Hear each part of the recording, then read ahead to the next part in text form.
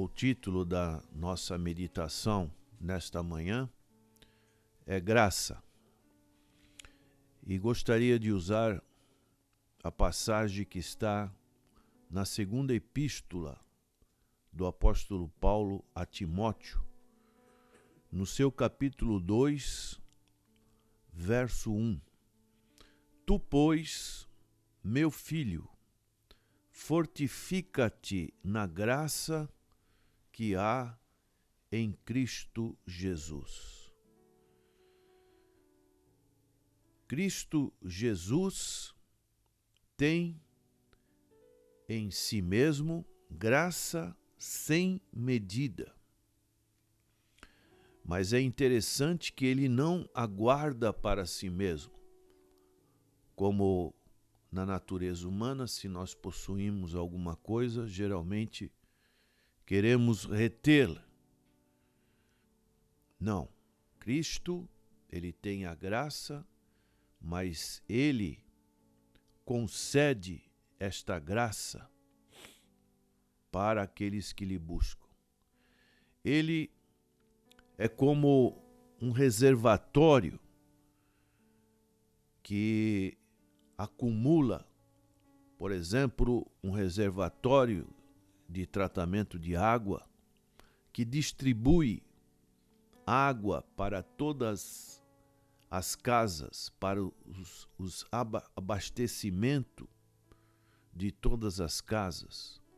É como uma caixa d'água que nós temos em casa e ela abastece as torneiras, os chuveiros. Então o Senhor Jesus Cristo é esse reservatório.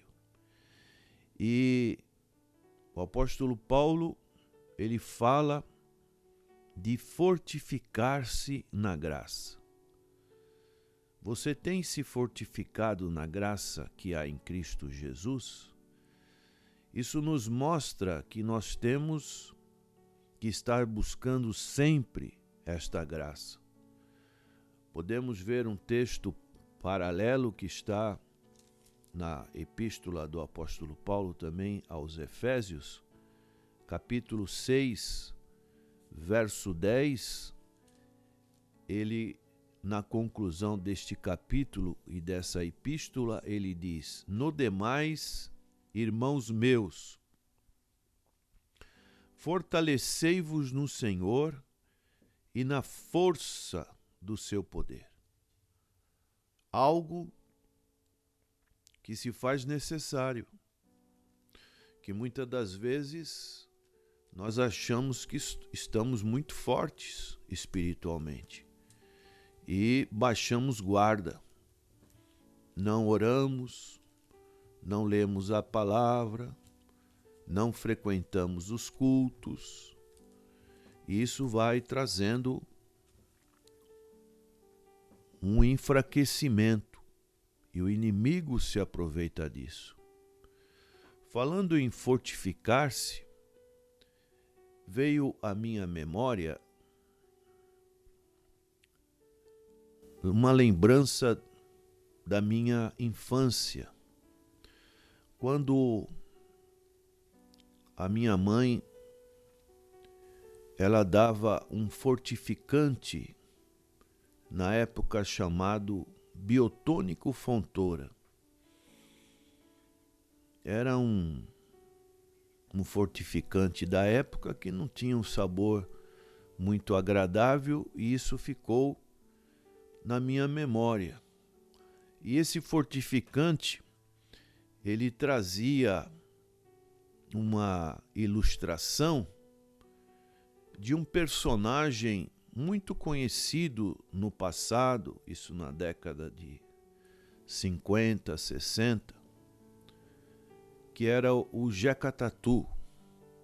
O Jeca Tatu foi um personagem criado por Monteiro Lobato, e ele exemplifica um caipira paulista, uma pessoa da roça, da vida rural. Então, ele foi muito usado pelo um artista famoso do passado, chamado Mazzaropi. Muito engraçado ele. Me lembro que minha tia Francisca levava eu e o meu irmão Hugo ao cinema. Naquela época o cinema era uma grande novidade e assistíamos os filmes de Mazzaropi. Ela gostava muito. E esse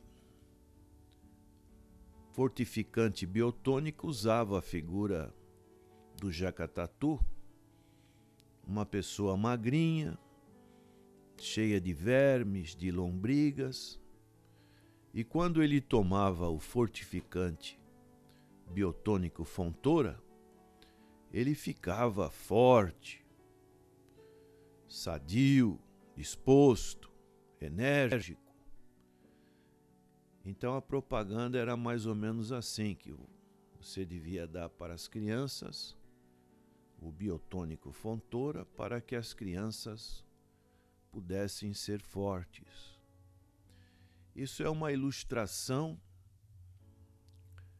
que nós podemos trazer para um paralelismo na vida cristã, que nós precisamos ter um fortificante. E esse fortificante é a graça do Senhor Jesus Cristo. Nós podemos ler um texto que está em João capítulo 1, verso 16, que diz assim: e todos nós recebemos também da sua plenitude, e graça sobre graça. O João está dizendo acerca do Senhor Jesus Cristo como uma fonte de graça e verdade. Porque a lei foi dada por Moisés, a graça e a verdade vieram por Jesus Cristo. Este alimento, pão vivo que desceu do céu. E nós temos que nos alimentar diariamente dessa plenitude, que no grego é a palavra pleroma, que significa plenitude, abundância, onde todas as necessidades, os justos desejos que nós temos, têm a sua realização através do Evangelho. Podemos citar o texto que está em 2 Coríntios, capítulo 1, verso 20, aonde Paulo ele diz assim: porque todas quantas promessas há de Deus são nele, sim, e por ele o amém, para a glória de Deus por nós. Cristo cumpre em todas as coisas, todas as promessas de Deus são sim, e que assim seja, ou sim é verdade. Nele elas sempre são sim, e nele elas são sempre fiéis. Nenhuma promessa de Deus se resume em não para quem crer e cumprir as condições que Deus estabelece. Então, todas as promessas, é o que Paulo está aqui, porque todas quantas promessas há de Deus são nele. Nele quem? O Senhor Jesus Cristo. E são sim, e por ele o amém. Quer dizer, está em concordância quando falamos o amém para a glória de Deus por nós. Então, essa graça sobre graça, que é o favor imerecido que nós não temos, que nós recebemos de Jesus Cristo, essa graça completa que supre as nossas necessidades e os nossos desejos. Podemos ver um outro texto que está em Hebreus, capítulo 4, verso 14, que diz: visto que temos um grande sumo sacerdote, Jesus, Filho de Deus, que penetrou nos céus, retenhamos firmemente a nossa confissão, porque não temos um sumo sacerdote que não possa compadecer-se das nossas fraquezas, porém que como nós em tudo foi tentado, mas sem pecado. Cheguemo-nos, pois, com confiança ao trono da graça, para que possamos alcançar misericórdia e achar graça, a fim de sermos ajudados em tempos oportunos. Duas palavras que nos falam sobre este verso de dois atributos de Deus que são muito importantes de entendermos. Misericórdia significa que a condenação que nós deveríamos receber por sermos pecadores, agora ela foi perdoada em Cristo Jesus. Não existe mais nenhuma condenação para os que estão em Cristo Jesus. E ao invés de recebermos o justo prêmio pelos nossos pecados, Deus ainda usa de misericórdia e ainda nos concede a sua graça, que é um favor imerecido. Ninguém merecia. Por isso, nós temos aquele hino muito famoso, que é o Maravilhosa Graça. É importante entendermos essa graça que flui graciosamente do trono da graça, como diz aqui, e achar graça a fim de sermos ajudados em tempo oportuno. Você tem chegado a esse trono? O trono da graça, onde toda a graça procede. E aqui o autor utiliza de uma figura do Antigo Testamento, no tempo da lei, quando o sumo sacerdote aproximava-se da arca do concerto, onde tinham 2 querubins, e ele aproximava-se somente uma vez por ano, com o sangue da expiação. Se ele transgredisse em qualquer coisa, ele seria morto imediatamente. Para tanto, era amarrado uma espécie de um cordão e um sininho, e o sininho indicava que o sumo sacerdote, com o barulho que ele fazia, ele estava vivo. Se o sininho parasse de tocar, era porque Deus tinha fulminado. Então, essa aproximação deveria ser feita com tremor e temor. Na nova aliança, os crentes podem vir ousadamente. É o que diz aqui o autor aos Hebreus. Com confiança, com ousadia ao trono da graça. Não precisa ter esse temor que será fulminado e tremor. Isso pode ser feito não só uma vez por ano, mas diariamente, no dia, em qualquer hora.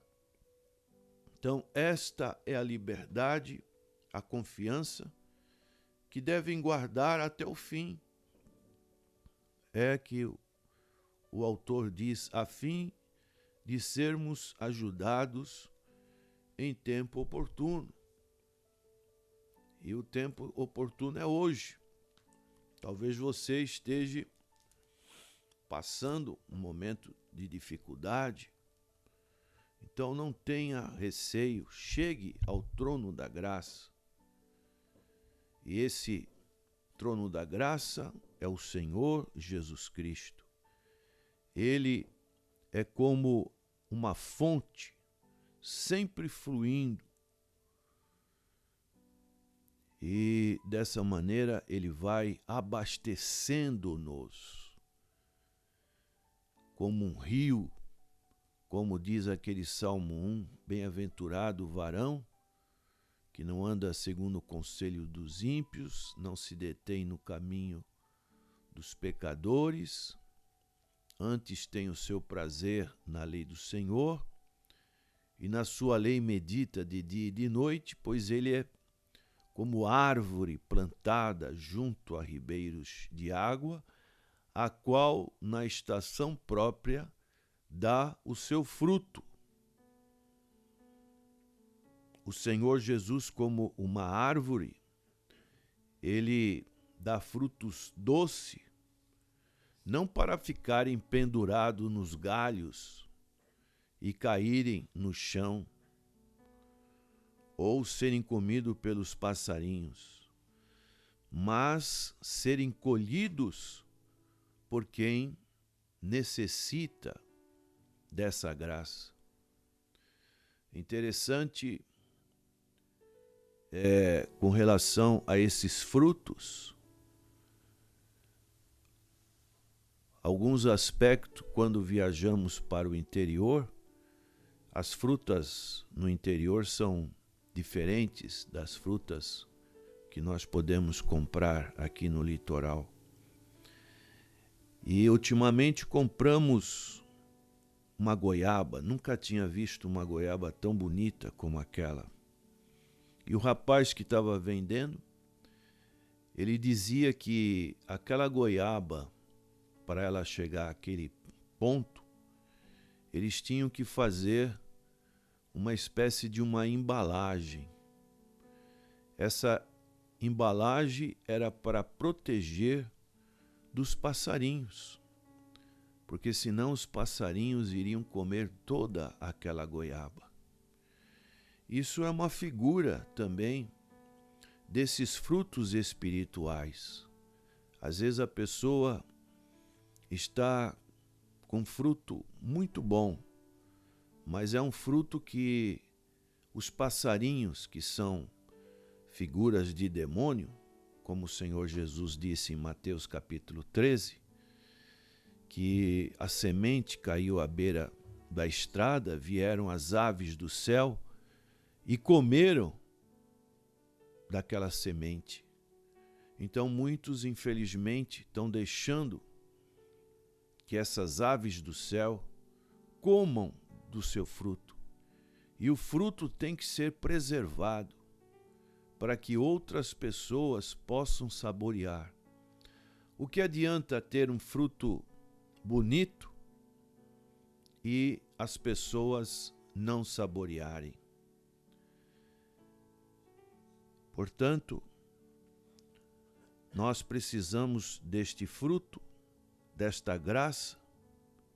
E para que serve a graça que vem do Senhor Jesus Cristo? Serve para perdoar aquele que nos ofende, serve para limpar, serve para preservar, para fortalecer, para iluminar, para animar, para restaurar. E sempre deve vir do Senhor Jesus Cristo, e vem livremente e não tem custo nenhum. Basta você chegar ao trono da graça. É a obra que Cristo faz, que Ele concede ao seu povo. Assim como o sangue que flui do coração, a bomba que é o nosso coração, ela vai jogar esse sangue para todo o corpo. E cada um dos membros pertence esse sangue. Então, as influências da graça são herança de cada pessoa, cada cristão que está unido ao Cordeiro. O sangue é para todos. Paulo usa a figura do corpo rotineiramente para falar da igreja. E o corpo, ele só pode ser movido através do sangue. O sangue é vida. Se não tem sangue, a pessoa morre. Se não tem o coração bombeando, a pessoa morre. O coração para. Assim também, se não temos Cristo no coração, bombeando o sangue da espiritualidade, os nossos corpo, nosso membro, ele vai aos poucos paralisando, necrosando. Então, Cristo é a cabeça, como podemos ver no Salmo 133, é o óleo que foi derramado primeiramente sobre a sua cabeça, o óleo da unção.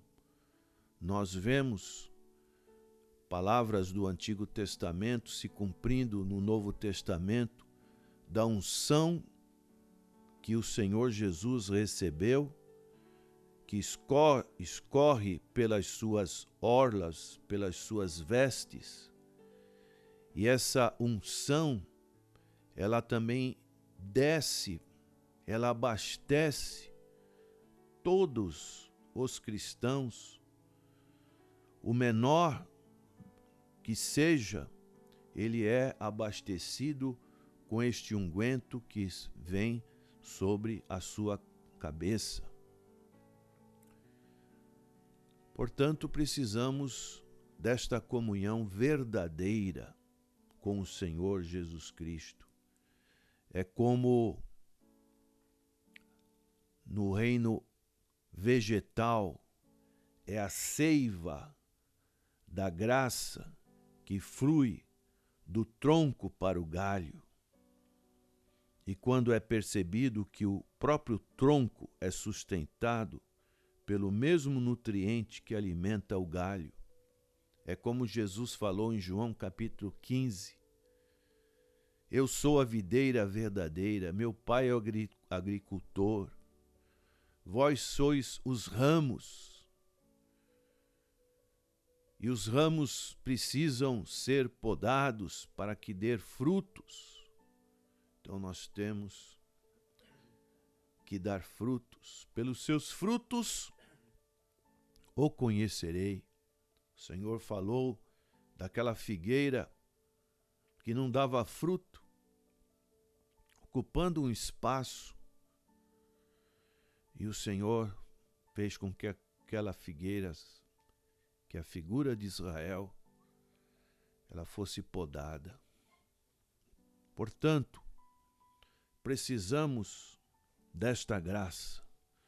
Quando recebemos a graça de Jesus diariamente e reconhecemos com mais constância que ela vem dele, deveremos nos agarrar a ele e desfrutar a felicidade da comunhão que só ele pode nos oferecer. Então nós devemos fazer uso diário de nossas riquezas. E essas riquezas são a graça do Senhor Jesus Cristo. E à medida que você usa essa graça, você tem que retornar à fonte, que é a pessoa do Senhor Jesus Cristo. Não pense você que ela é própria sua. Você tem que retornar para buscar nele o suprimento para todas as suas necessidades. Isso deve ser feito com arrojo, com dedicação. Tu, pois, meu filho, fortifica-te na graça que há em Cristo Jesus. Você tem se fortalecido nesta graça? Receba a graça de Cristo nesta manhã. Fortifica-te nesta graça. Renova-te na graça que Cristo tem para abastecer o seu reservatório neste dia, e que esta graça não fique somente em você, mas que você possa repartir com outras pessoas. De graça recebeste, de graça dai. Amém.